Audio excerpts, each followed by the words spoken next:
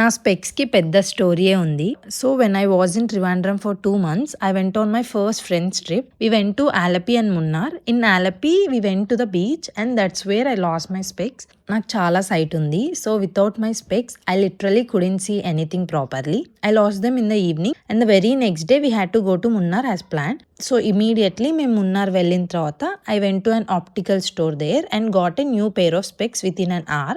That's how I got this red spec. ఇవి తీసుకున్నప్పటి నుంచి my friends kept telling me that these specs weren't really suiting my face. So after 6 months, I decided to get a new pair from Lenskart. I got a free eye checkup first and thankfully my power was still exactly the same.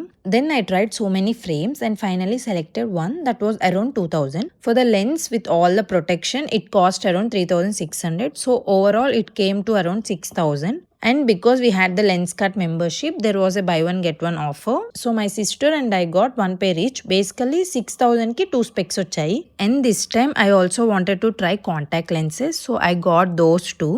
I got 10 lenses for 400. They are one time use lenses. So after using them once, dispose cheseyali. And yeah, that's my spec story. And finally these are my new specs.